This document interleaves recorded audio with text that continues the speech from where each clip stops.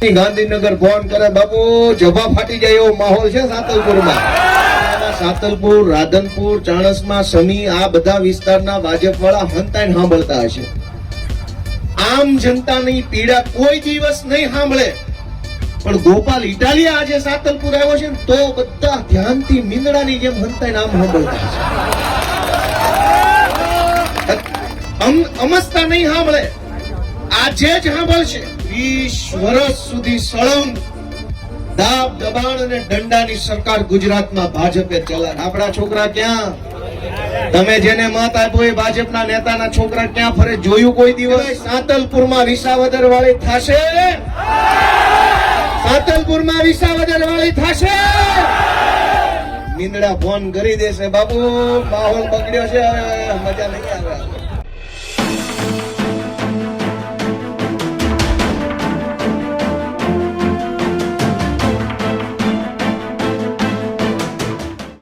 જનતા સરકાર પાસે શું માંગે છે?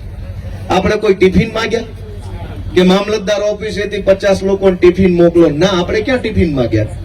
આપણે કપડા માંગ્યા સરકાર પાસે? નહીં. આપણે સરકાર પાસે કોઈ લગ્નનો ચાંદલો માંગ્યો? નહીં. મામેરું માંગ્યું? નહીં. દોસ્તો, બધું જ તો આપણે આપણી જાતે કરીએ છીએ.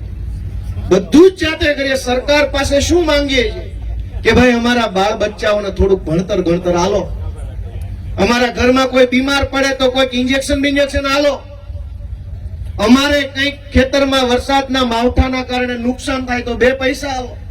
આનાથી વધુ કોઈએ કંઈ માંગ્યું સરકાર પાસે? કયો છે કોઈએ માંગ્યું કે દિવાળીનું બોનસ ઘરે આવીને આપી જાઓ, વધામણી આપો? કોઈ કશું જ સરકાર પાસે માંગતું નથી. સરકાર 12 માસ આપણી પાસેથી કરોડો રૂપિયાનો ટેક્સ લઈ જાય છે. ઘર વેરો, મકાન વેરો, મિલકત વેરો, મોબાઈલના રિચાર્જ ઉપર ટેક્સ છે, પેટ્રોલ ઉપર ટેક્સ, ડીઝલ ઉપર ટેક્સ, લાઇટ બિલ ઉપર ટેક્સ, ચપ્પલ ઉપર ટેક્સ, મોબાઈલના કવર ઉપર ટેક્સ, ગાડીના ટ્યુબ ટાયર ઉપર ટેક્સ, ને વારાહી જાવ તો રસ્તામાં ટેક્સ. સરકાર 12 માસ આપણી પાસેથી પૈસા લઈ જાય છે. બદલામાં આપણે તો 2-3 વસ્તુ માગી કે ભાઈ હારી નિહાળ આલો, હારું દવાખાનું લાવો, ને કઈક ખેતરમાં નુકસાન થાય તો થોડુંક વળતર આપો. 3 વસ્તુ માગી એ સરકારે આપી? 3 વસ્તુ નથી આપી શકતા. અને આપણે એની પાછળ 30-30 વર્ષથી આટા મારીએ છીએ કે હજુ આને મત આપો, હજુ. એ તમને 3 વસ્તુ દેવા તૈયાર નથી ને તમે 30 વર્ષ સુધી એના જ બટન દબાવી જાવ. એ 3 વસ્તુ આપવા તૈયાર નથી. ભાજપના બધા જ નેતાઓના છોકરાઓ વિદેશોમાં જલસા કરે છે. આપણા છોકરા ક્યાં? આપણા છોકરા ક્યાં? તમે જેને મત આપ્યો એ ભાજપના નેતાના છોકરા ક્યાં ફરે? જોયું કોઈ દિવસ? દોસ્તો, હું તમને વિનંતી કરવા આવ્યો છું કે આમ આદમી પાર્ટી ઉપર તમે રહેમ ન કરતા, ગોપાલ ઇટાલિયા ઉપર રહેમ ન કરતા, પણ તમારા પોતાના બાળ બચ્ચા ઉપર તો થોડીક નજર ફેરવજો કે આનું હવે કઈક કરવું પડે એમ છે. અમારી દયા નો ખાતા તમારા બાળ બચ્ચાની, પરિવારની, માલ મિલકતની દયા ખાઓ. થોડોક રહેમ કરો તમારા પરિવાર ઉપર, તમારા વિસ્તાર ઉપર થોડીક દયા ખાઓ. અને તમારું મન એમ કહે કે આવી દયની, આવી કરુણ પરિસ્થિતિ મારા પરિવાર કે મારા વિસ્તારની હવે ન હોવી જોઈએ, તો ખોખારો ખાઈને ઉભા થાવ, તાકાત બનાવો અને હાવડાની સાથે જોડાઈને ગંદકી સાફ કરો. એ બધાને વિનંતી કરું છું. અને રોડ વિશે 2 પ્રશ્ન પૂછો, ગટર વિશે પૂછો, પાણી કેમ નથી આવતું એ પૂછો, મંડળીમાં ભ્રષ્ટાચાર છે એનો કઈ સવાલ પૂછો, તો ગામમાં રહેલો ભાજપનો માણસ દબાવે, ડરાવે, ધમકાવે કે બહુ પૂછપૂછ કરીશ ને તો પછી મજા નહીં આવે, જોજે હો તારું આમ થઈ જશે, તેમ થઈ જશે. આવું કરે છે કે નથી કરતા? ગામનો માણસ ગામમાં દબાવે, તાલુકાનો માણસ તાલુકામાં દબાવે, વિધાનસભા લેવલનો માણસ વિધાનસભા લેવલે દબાવે, જિલ્લાનો જિલ્લામાં દબાવે. 30 વર્ષ સુધી સળંગ દાબ દબાણ અને દંડાની સરકાર ગુજરાતમાં ભાજપે ચલાવી. અને ત્યારબાદ તમારા બધાના આશીર્વાદથી, ખેડૂતોના આશીર્વાદથી, જનતાના આશીર્વાદથી 4-5 જુવાનિયા ઉભા થયા અને એને એમ કીધું કે જા તારથી થાય કરી લેજે, નથી બીતા તારાથી, જા ભાજપ. એ જુવાનિયા કોણ? એ ચૈતરભાઈ, ગોપાલભાઈ, હેમંતભાઈ, ઈસુદાનભાઈ, રાજુભાઈ, પ્રવીણભાઈ આ જુવાનિયા ઉભા થયા. ચેલેન્જ મારી ગાંધીનગરમાં બેઠેલા ભાજપના કડદાબાજોને તારી સરકારમાં હોય ની તાકાત અજમાઈ લેજે, બાકી પાછું પગલું ના ભરી આવે. તો તમે વિચારો કે શું કરી લીધું ભાજપ વાળાએ. આ 5 યુવાનો ઉભા થયા, લલકાર ફેંકી, તો કરી શું લીધું? ફાંસીએ ચડાવી દીધા? નહીં. અમને ખાઈ ગયા? નહીં. ઉલટાનું 5 લોકો ઉભા થયા ને તો આખું મંત્રી મંડળ બદલવું પડે ને એવી એવો એને ડર લાગ્યો.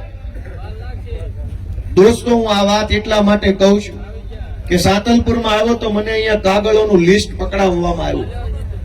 સાતલપુર થી વારાહી જવું પડે છે, ટોલ નાકા પર બબાલો થાય, ખોટી એટલે ઢીલી 3-4 જણાએ હા પાડી. એટલે આ 1, 2, 3, 4, 10, 15 કેમેરામાં લાઈવ આલે છે. ઈ લાઈવ આ સાતલપુર, રાધનપુર, ચાણસ્મા, સમી આ બધા વિસ્તારના ભાજપ વાળા હંતાઈને સાંભળતા હશે. આમ જનતાની પીડા કોઈ દિવસ નહીં સાંભળે. પણ ગોપાલ ઇટાલિયા આજે સાતલપુર આવ્યો છે ને તો બધા ધ્યાનથી મીંદડાની જેમ હંતાઈને આમ સાંભળતા હશે. અમસ્તા નહીં સાંભળે, આજે જ સાંભળશે. પણ હવે હું તમને એમ પૂછું કે ભાઈ આ સમસ્યા છે, વાત સાચી કે ખોટી? એટલે તમે ધીમી હા પાડો ને, આ કેમેરાના માધ્યમથી ઓલા મીંદડા હંતાઈને સાંભળે. એટલે એના મનમાં શું થાય કે સંખ્યા જાજી છે પણ કોઈને રસ નથી, એમના પરાણે બેઠા હોય એવું લાગે. એ તમારા હાંકલા ઉપરથી પેલો મીંદડો નક્કી કરે કે વાંધો નથી આવે એમ સાતલપુરમાં, એટલે તરત ગાંધીનગરમાં બેઠેલા બોસ ને ફોન કરે, કાકા મૂંઝાવા જેવું નથી, સાતલપુરમાં લૂંટાય એટલું લૂંટજો, હજુ પબ્લિક ને કઈ વાંધો નથી. પણ હું તમને અહીંયા એમ પૂછું કે ભાઈ આ અન્યાય થાય છે, એ વાત સાચી કે ખોટી? એટલે પબ્લિક એને પૂરી તાકાતથી એમ કે બરાબર છે. એટલે ઓલા ગાંધીનગર ફોન કરે, બાબુ જભા ફાટી જાય એવો માહોલ છે સાતલપુરમાં. હવે હામાનો, હવે આ ભૂલી જાજો, આવતી ચૂંટણી અહીં ના આવતો. તમારી હા અને તમારી ના એમાં તમારા જોશની નોંધ અત્યારે ગાંધીનગર થી લઈને બધી બાજુ લેવાતી છે. મીંદડા સાંભળતા હશે. અમસ્તા તમારી વાત નહીં સાંભળે, આજ સાંભળે છે. એટલે હું પૂછવા આવ્યો છું કે ભાઈ સાતલપુરમાં વિસાવદર વાળી થશે? સાતલપુરમાં વિસાવદર વાળી થશે? મીંદડા ફોન કરી દેશે, બાબુ માહોલ બગડ્યો છે, હવે મજા નહીં આવે, ફોન થઈ જાય તરત. દોસ્તો, તમારા આશીર્વાદની આમ આદમી પાર્ટીને જરૂર છે. મેં ઘણી વાત કરી, પણ છેલ્લે એક મહત્વની વાત હું તમને કહેતો જાઉં.